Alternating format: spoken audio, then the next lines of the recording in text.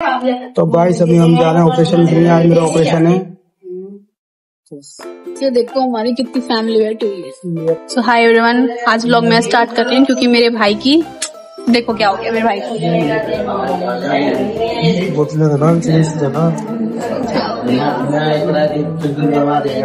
कुछ बोलना चाहते हो? हाय गाइस, तो अभी हम बोलने की सिचुएशन सुनेंगे। सो हाय एवरीवन, आज का व्लॉग मैं स्टार्ट कर रही हूँ। तो मेरे भाई की तबीयत खराब है, उसका ऑपरेशन है।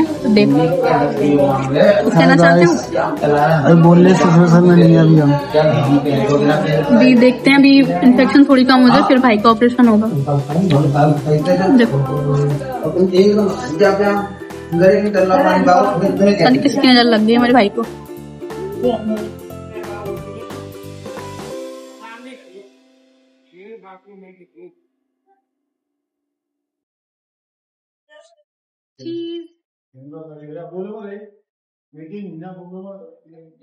ऑपरेशन हो